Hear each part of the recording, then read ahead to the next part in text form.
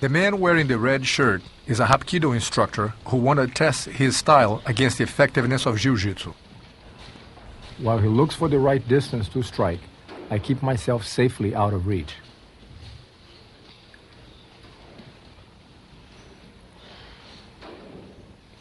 In a surprise move, I will close the distance and take him down.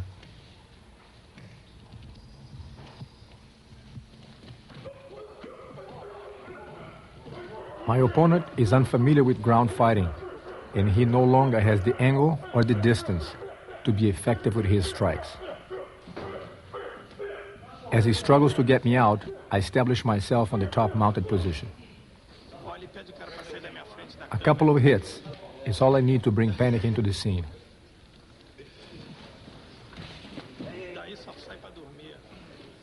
Jumping from the frying pan into the fire, the Hapkido instructor desperately turns around, unaware that a choke awaits him. If you're interested in martial arts, remember this. Out on the street, reality boils down to one thing. The fight will always end up on the ground. This event happened in São Paulo, Brazil. The full contact representative, wearing knee pads, cannot stop the jiu-jitsu fighter from closing the distance. Wasting no time, he takes the fight to the ground. Once the jiu-jitsu fighter establishes himself in a mounted position, he throws an avalanche of punches. The full contact fighter has no option but to turn over, sacrificing his neck to a choke.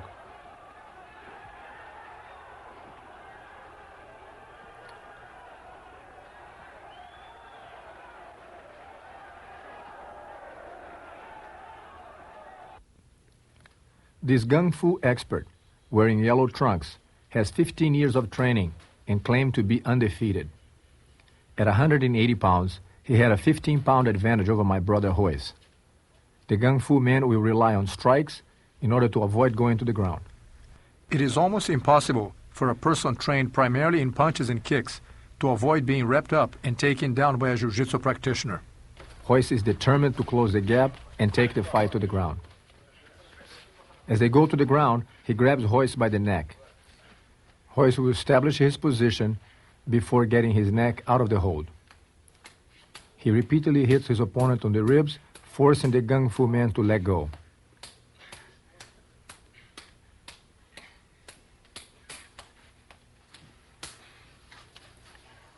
He maintains the top position.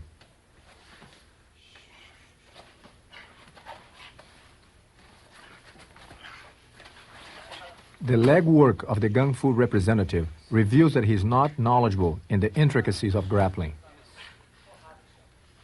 Royce is taking the time to study the situation and ride the opponent.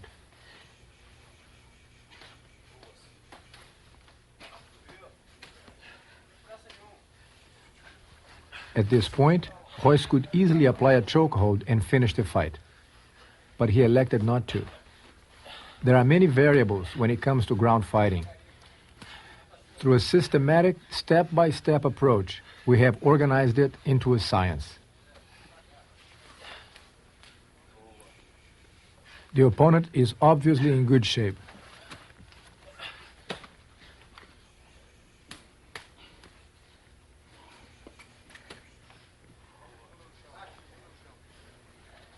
When Royce applies this choke with the legs around the neck of the gung fu expert, he has absolute control. Instead of finishing the fight, he applies just enough pressure to prevent his opponent from getting away.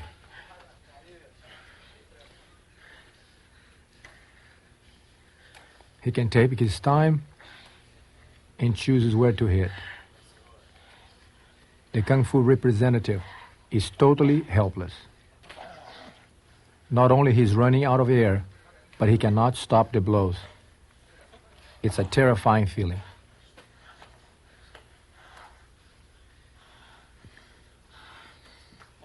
Stop.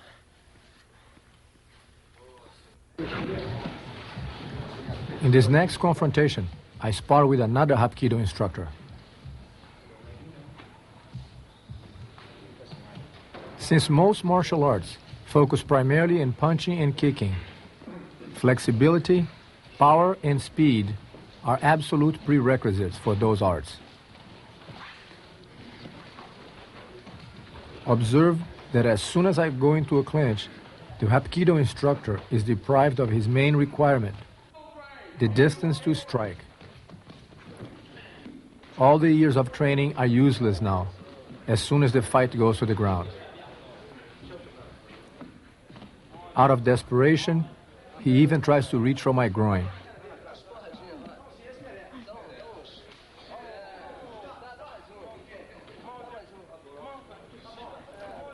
As he feels the pressure on the choke increasing around his neck, he briefly struggles, then taps out.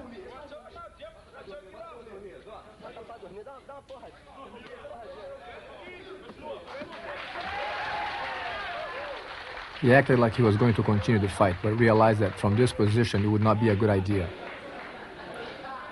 He wants a rematch, and I immediately take him down. I establish the mounted position, which makes him extremely vulnerable. The main advantage of this position is that I can punch him, but he cannot punch me back. As he struggles in vain to push me out, he exposes his arm. I could get him on an arm lock, but instead I choose to choke him out for the second time. He tries to reach for the groin, but the pressure on the neck makes him quickly change his mind.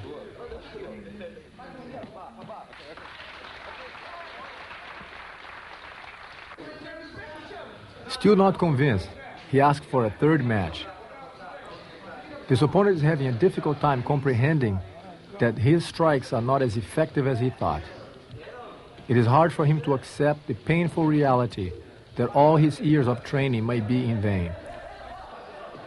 Perhaps he will never be able to understand what really happened, and what's worse, he might never consider incorporating Jiu-Jitsu into his training. Jiu-Jitsu is the only self-defense system that effectively addresses ground grappling, the most important yet most neglected aspect of any real fight. Now the Hapkido instructor will be choked out for the third and final time.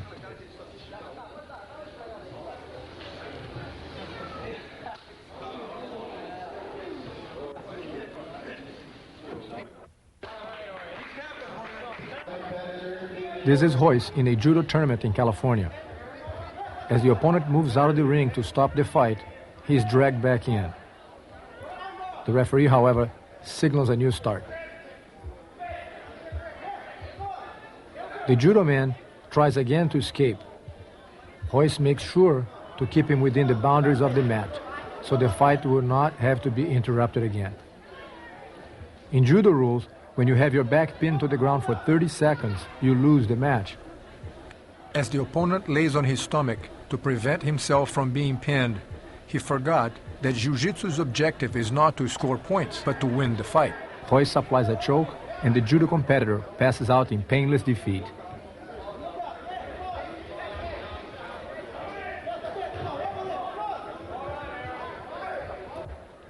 In this next judo match, my brother Royler is on the right. Despite the fact that judo rules restrict the most lethal jiu-jitsu techniques, he placed second in the Brazilian Judo Championship.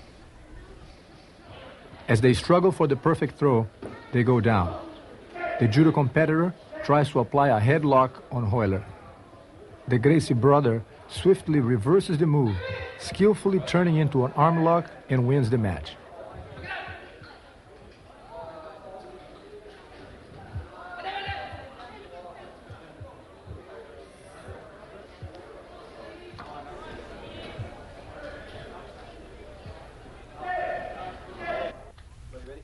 The man in black is a modern Kung Fu instructor and is the next to come up against a Jiu-Jitsu representative. The Kung Fu stylist's only chance is to keep the distance and stay on his feet. If he goes to the ground, he becomes vulnerable. Using a kick as a distraction, Royce closes the distance. Knowing his opponent cannot escape, Royce patiently works on bringing him down to the ground. He's in no hurry.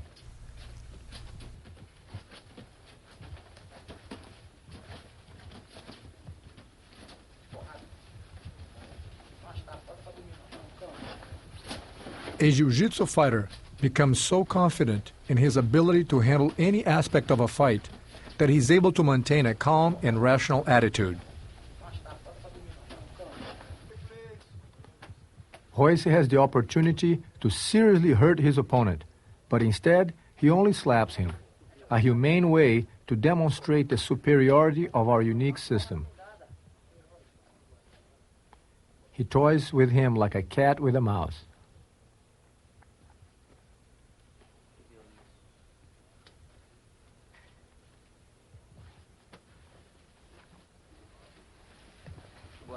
It is obvious that the Kung Fu man does not have the elements to avoid this embarrassing situation. Ref, step back, please.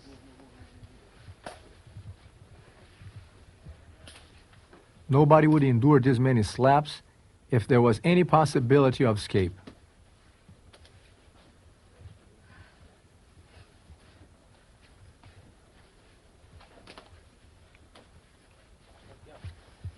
When he feels like ending the fight, Royce will turn his opponent over and set him up for a final choke.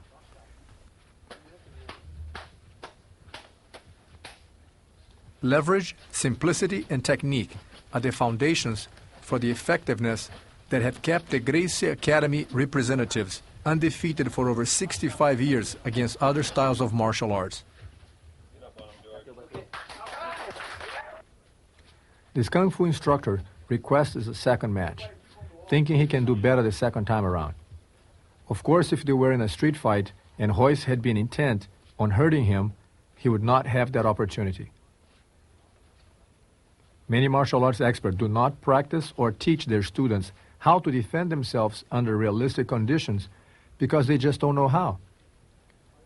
They ignore the fact that 95% of all real fights go into a clinch and end up on the ground, especially if your opponent is bigger and stronger than you. Remember, on the street, it is more difficult than you realize to use those fancy kicks and supposedly deadly punches. Back yourself up with the best ground fighting techniques in the world and make yourself a truly complete martial artist. Once again, the inevitable. If this kind of finishing is becoming disturbingly repetitive, these victories are not a matter of coincidence or luck. They are the result of calculated strategy and efficient training. For the practitioners of the striking arts, not knowing how to escape from a clinch and what to do on the ground is more than a weakness. It's fatal. Royce has established his position on his opponent's back and can now choose where, when, and how hard to hit. It is important to notice that even here, Royce is using far less than full power in delivering his blows. When looking for a self-defense system, beware of the many styles that only teach one aspect of fighting. It can give you a false sense of security. If you're not learning how to defend yourself on the ground, how can you be truly prepared? At this point, the Kung Fu instructor knows he cannot escape. Having absorbed enough punishment, he will tap out. Get over, George. He wants you on your stomach. Yes. Okay, good. Too many steps. This is a 6-time Russian judo champion who also has had years of boxing training. He wanted to test his effectiveness in a street-like confrontation against Jiu-Jitsu. Notice that even a judo stylist, a man familiar with basic ground grappling, is susceptible to the clinch and a takedown when trying to punch. Turning your back is the worst thing you can do in a fight against a Jiu-Jitsu expert. The slaps replace what could be much harder hits. With a quick choke, the fight is over. In spite of a 25-pound disadvantage, Royce Gracie had no problem closing the distance against this Kempo karate instructor, who claimed to have developed a street lethal style. The Kempo instructor intended to test his system against Jiu-Jitsu and then write an article for a martial arts magazine about his experience.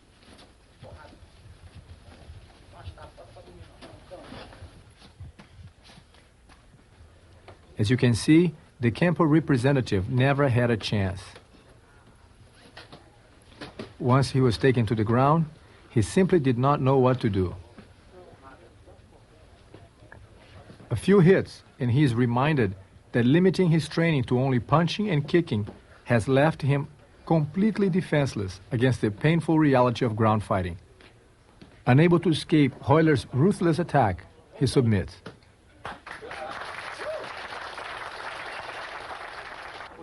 In the second match, the Kempo representative believes he can succeed if only he's a little faster or a little more aggressive. Royler, as he has done 1,000 times, closes the distance, takes the fight to the ground, and latches onto his prey. Once the Gracie representative establishes his position on top, his opponent is convinced that further resistance will be futile and immediately surrenders.